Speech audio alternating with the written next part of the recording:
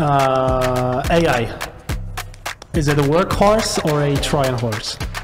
And that's a very interesting question. We get it all the time, especially during some conferences and some meetups. And you know, it's like with the knife. You can do magic with the knife. You can slice your bread, but you can do also bad things with the knife, right? So it's you know, it really depends how you use the tools that are available right now in the market.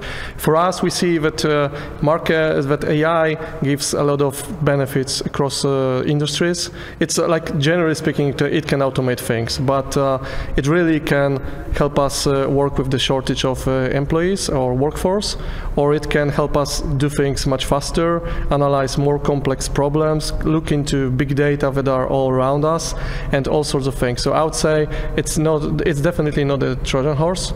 It's the technology that helps us achieve more and deliver great value across industries.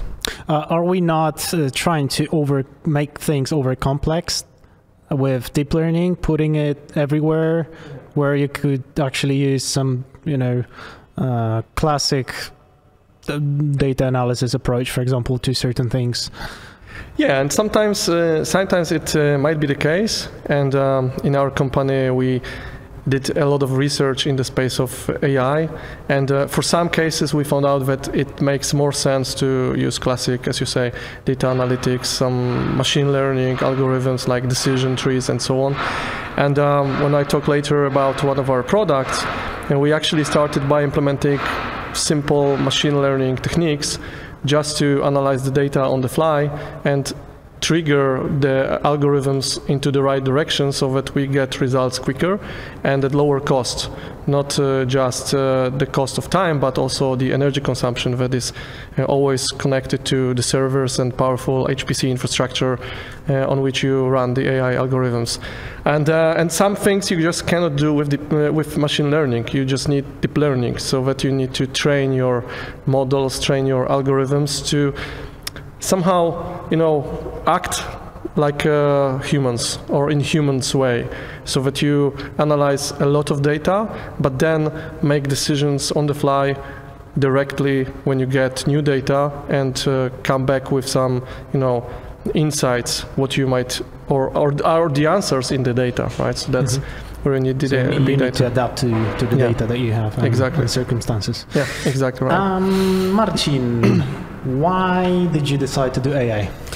Yeah, so first of all, because it's interesting, right, topic, and you know, AI is all over the places. And before we started the company, we actually, so most of the people that I work with, we've been working together like for many years, even before byteLAKE. So my co-founder is my lifelong best friend. Our CTO is my brother, and then the rest of the team are our friends that we met along the way. Yeah, it's a family business a little bit. you can say that. And so what we did, one day I remember we sat together and we decided, yeah, most of us wanted to work on some innovative stuff, create a new company, and eventually create a nice product that will maybe change the world in some aspects. And we sat together, we were thinking about our strengths, about what we've done so far, what we know, where the market is, where the needs are. And believe me, we spent like all nights in cafes, in hotel lobbies, just wherever we found the inspiration. And after that, we decided that, okay, we have plenty of ideas, but some of them we need to simply discuss with the market. So we hit the road, and literally we started asking people, like, this is what we've created last night, some brief ideas of the solutions for different problems, and can you rephrase what you understood, right? And then we decided that, okay, so we use too much of the IT jargon when we discuss things like AI or solutions.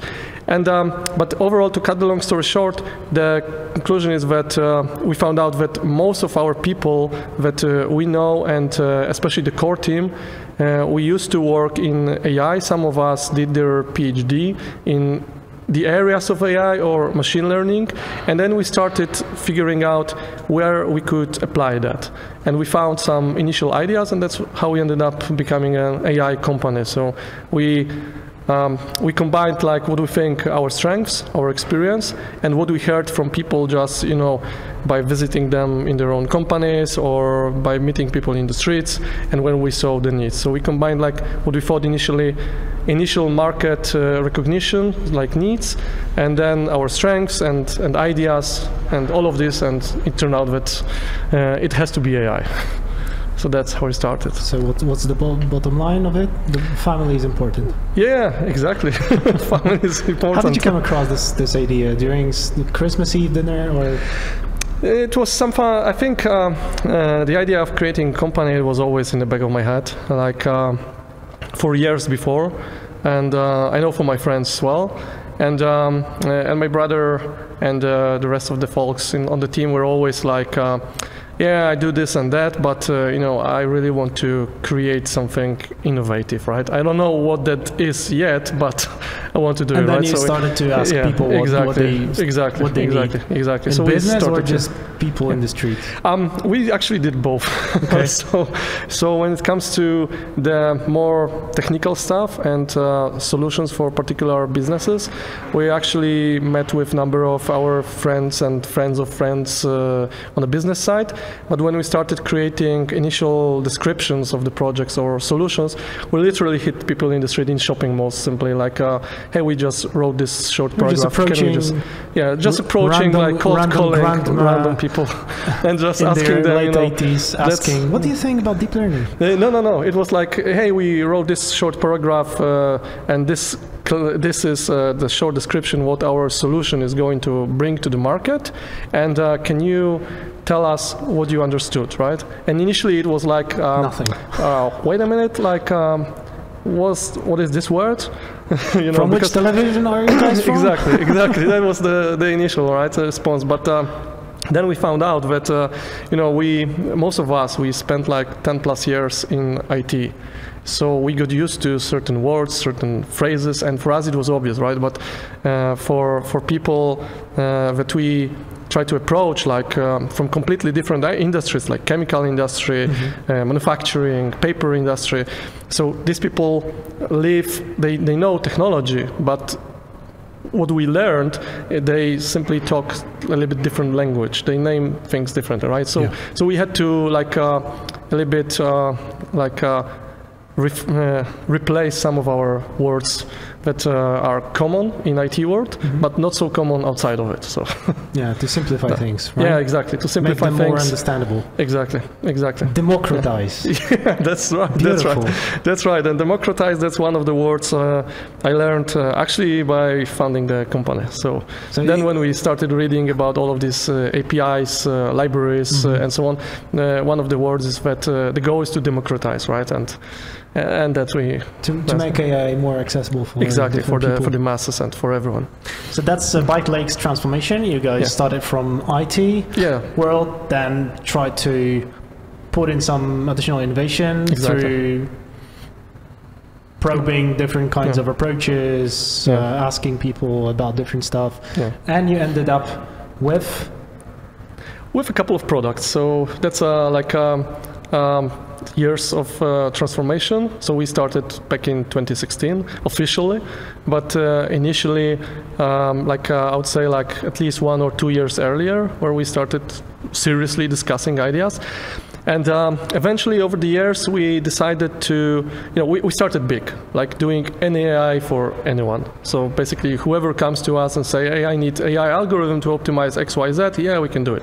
So we started like that. But over the years we decided to go into certain niches and to narrow down our offering to certain segments, to certain groups, to certain industries. And we ended up with a solution for chemical mixing.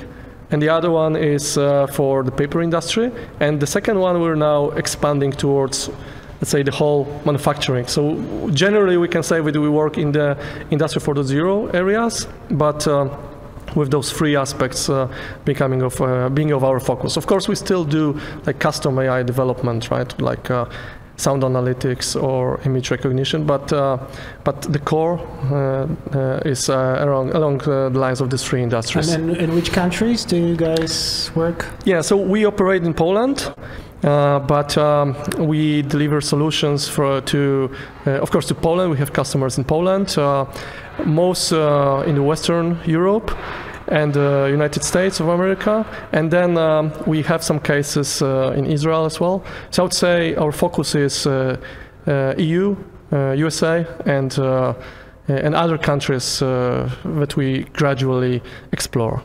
That's quite a broad scope, I'd say. Yeah. And why industrial? Yeah. So like. So it a little bit comes down to where we saw the needs, and where we saw that we can address those needs with our ideas and solutions. And with your skill set. And our skill set, exactly. And then, we also work with a bunch of partners. Lenovo is one of those. Intel is our partner. And we work with a number of other partners as well. And all of these partners, they also have strengths in industrial solutions. So there's a match between what we can do, or what we thought initially we could do, with our partners, where they deliver, and where we simply saw the needs. So we decided like those areas. So you guys became more specialized, and did that came up? Yeah, well? Yeah, exactly. So that's what we're working on right now. We if I envision byteLAKE in us in a few years from now, I would envision us as guys specializing in certain industries, and the best candidates right now, and that's where we focus on, are chemical, paper, and manufacturing. So these three. Why paper? Yeah, and same story as for chemical, basically. Is it different? Sorry, is it different from any kind of different other types of manufacturing? Yeah, it's special. It is. So from AI perspective, for us, paper industry is more like AI-assisted visual inspection. So it's no different from technology point of view.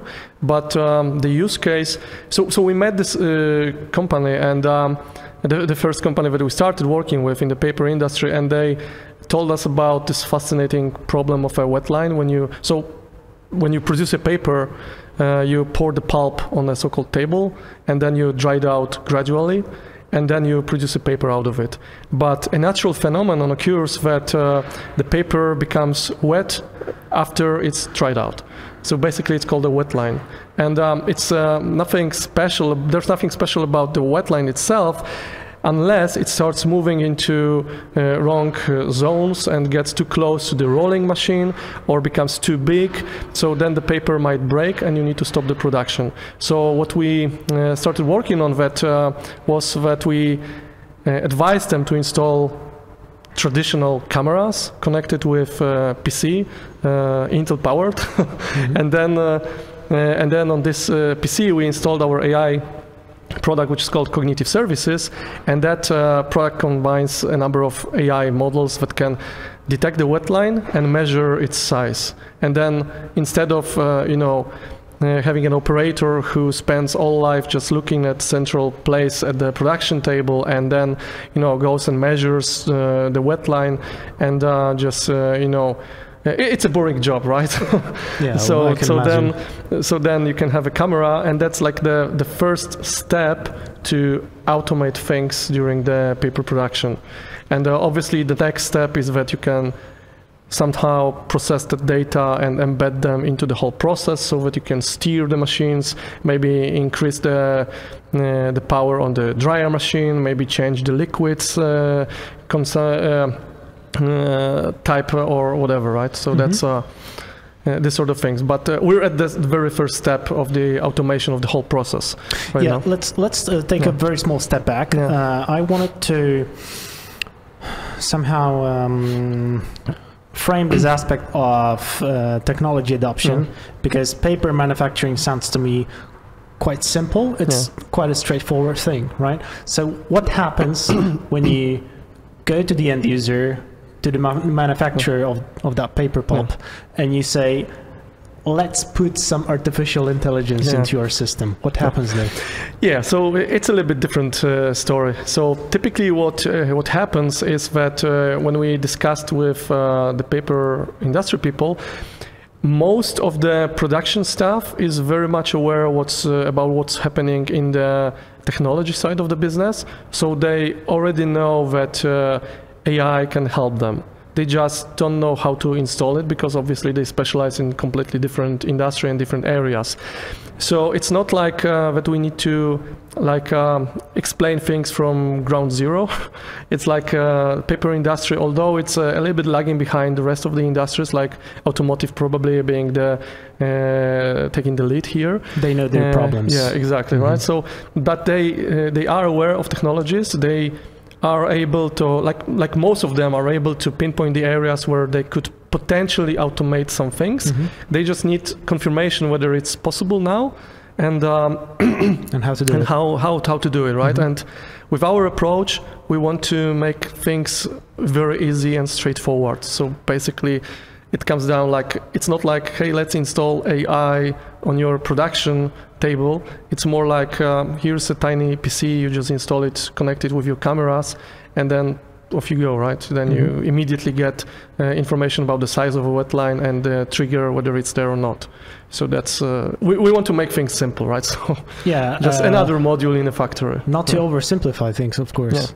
Yeah. Is there a big potential in automation and in process automation in Industry 4.0? How important it is? Yeah. So so the wet line is just a starting point, and that's part of what we call AI-assisted visual inspection of the processes.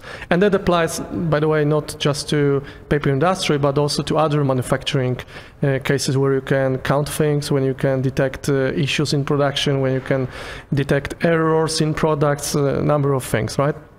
But another aspect is about big data analytics. And for that, we signed up a partnership with a company from Sweden. And right now we're working on a solution where we could potentially analyze all sorts of data during the paper production from IoT sensors, so that we can not only inform the staff that something wrong happened there, but we can also help them prevent these issues and inform them even before something happens. So it comes down to analytics of the pulp itself, so the chemical mixture, and then we measure, different parameters along the way as it dries out, before it dries out, and all sorts of things. So that is something that we place on the roadmap when it comes to that product.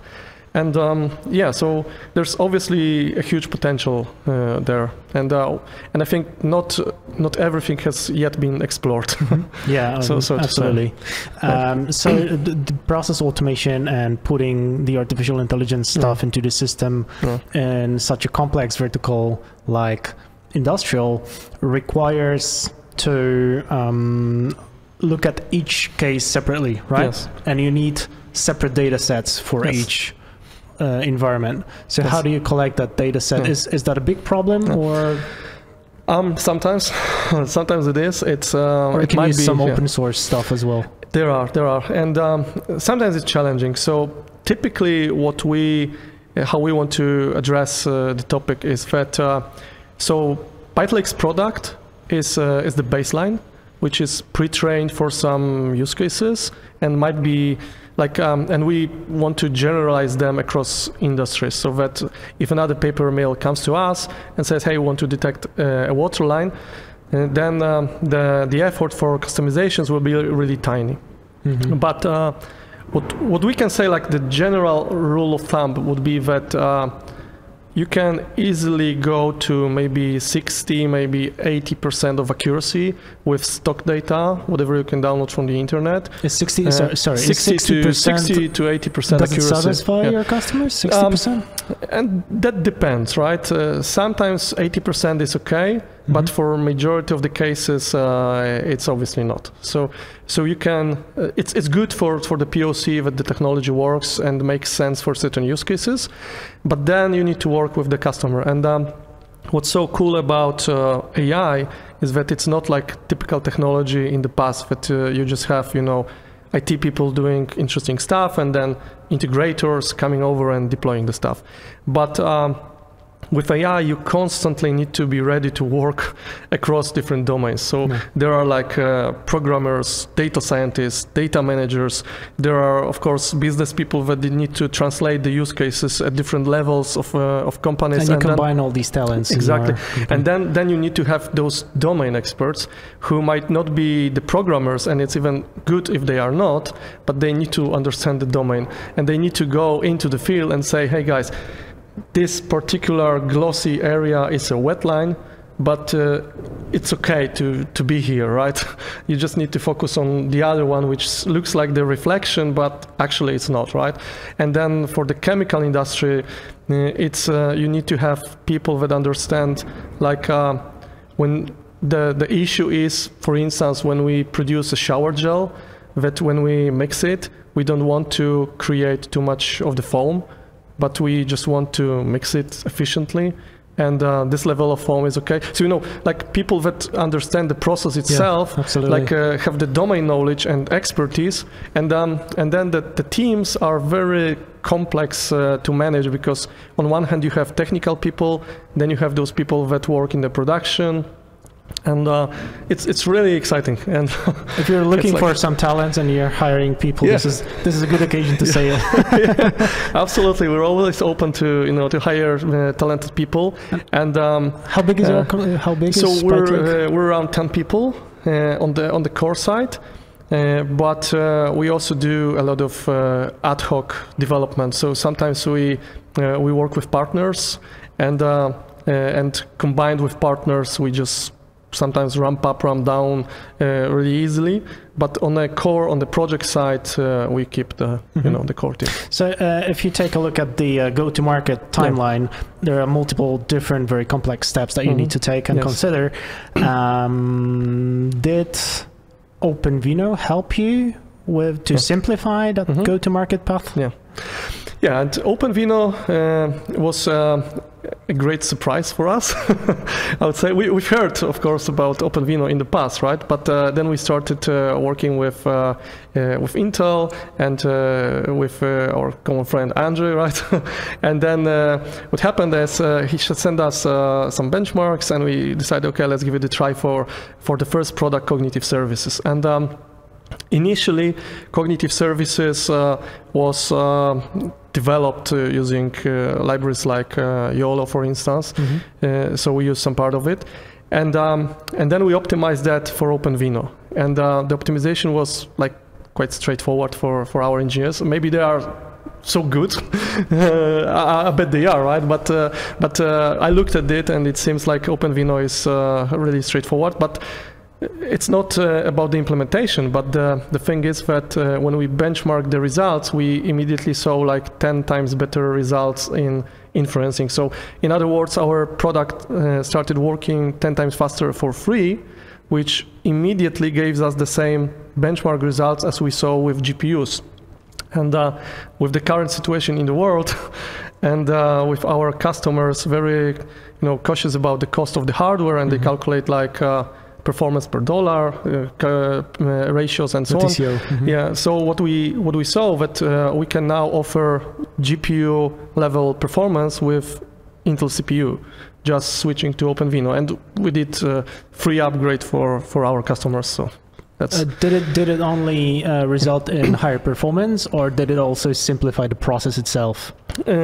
Most was about improving the performance. And you can be blunt. Yes, and that's enough for us, because we can just say, okay, you just get 10 times better performance just for free, right?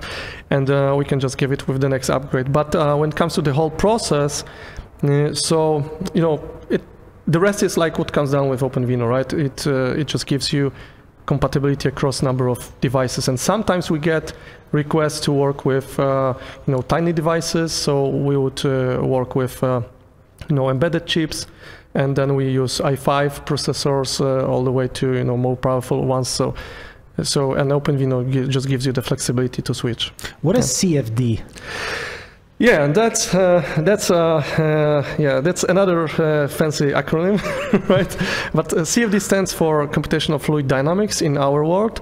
So it connects with all the processes across industries that are kind of related to fluid dynamics. So think of when you create, as I said, a shower gel or toothpaste, you need to mix certain fluids, so it's CFD.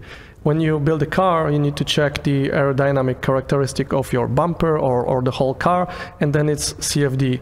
When you want to simulate how far the fire will spread, it's again CFD. When you simulate the weather prediction, it's CFD, and I can go on, and I was really surprised how many have a solution for that. Yeah, exactly. So we, as with every product, we started broad, right? We want to conquer the world, yeah. But then we decided that let's calm down, right? Because the more we go into details, the less we know, right? So we cannot focus on every single industry in the world. We just need to pick the ones we believe would like or need our solution in the first place, and then where we have the skill set, right? So then we follow this strategy, and it turned out that chemical industry would be our first industry for CFD, and what's so special there, like. So the chemical industry has the problem called, or the process called mixing. So basically, whenever you produce a drug or a toothpaste or a shower gel or paint or whatever kind of liquid, you just need to mix it. Mm-hmm. And before you do it, you just, of course, initially you start with pots and pans, so you create your perfect recipe, and then after that you need to go to mass production, meaning that you need to design a tank, you need to design the mixing mechanism, you need to eventually decide how to configure the whole thing so that certain liquids with different viscosity, different RPM levels, or rotation per the speed of rotation, then the certain processes and so on and so forth. You need to take all these aspects into account and then model your perfect recipe to mass production so that you can deliver like liters of liquid within certain time frame. And then you guys come in and optimize it. Yes, exactly. And that's what we do. So the industry, CFD industry, is currently at the stage that these simulations take like 4 to 8 hours on average. That's industrial standard. Otherwise, you need to do manually. So think of sending people back to the factory. They need to go literally into the tank, configure it, and then you like in swimming suits? Yeah, like service team, right? And then you just pour the liquid into it.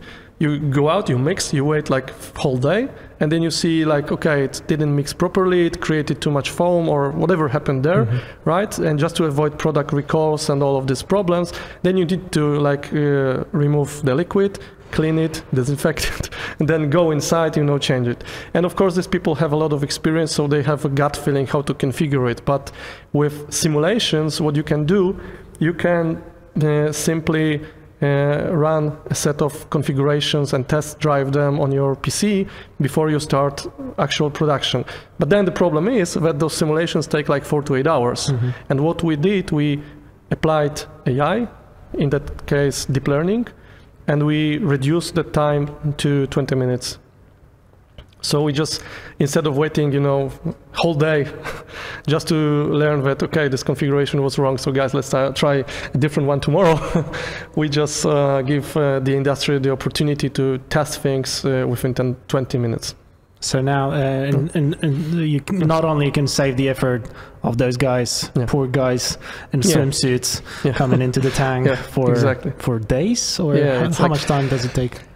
Like the simulations can take like hours. It can take like days. But if you want to calibrate the process manually without the PC simulations and stuff like that, how much time? Yeah, so it costs like days. Days, definitely. Yeah. So instead of days, you can now do it in 20 minutes. Exactly. Yeah. With OpenVINO. Yeah. Exactly. Jingle. OpenVINO is everywhere in our product. And actually, we released a benchmark report on that product as well, and OpenVINO is there. And this product is a little bit different because, like in the previous product, Cognitive Services, what we did, we leveraged open source and different libraries like YOLO, for instance. Mm-hmm. But for CFD Suite, which is the name of the product, it's a completely custom development, like from ground zero. We don't reuse And of course, it's based on TensorFlow, Keras, OpenVINO is there, but the whole algorithms were built from scratch. So that's a little bit different thing, because like, visual inspection is all over the places, so it's almost a sin not to use everything that's out there, right? But for CFD, to optimize numerical algorithms and then to deploy deep learning to do so, I don't think there are some libraries that you can reuse besides some, building blocks like TensorFlow. Yeah, as you said, you case by case, because right? it goes like too deep into the algorithms themselves, right? Is it a running product already available? Yeah. So we have a few customers that are already using it. We're right now working with a few others, like US, India, and then Switzerland. And so we're test driving the product with these customers, but officially we will launch the product next year. So we are planning right now the campaign and events with our partners.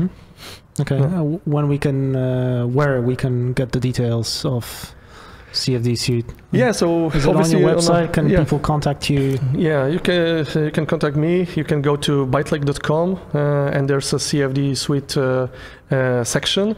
And I also started a dedicated blog post series. So nice. The link is on the website. Okay. So every time we do some, groundbreaking research in that area, I describe that. So there's a piece of information for everyone. Beautiful. Yeah. Marcin, thank you for sitting here in this cold environment. Yeah. Thank you. For such a long time. Preparing for the winter, but after all, it's not that cold after some time. I don't know, maybe you get used to it. Poland after all. Thanks so much. Thank you so much. Good talking. Nice to be here.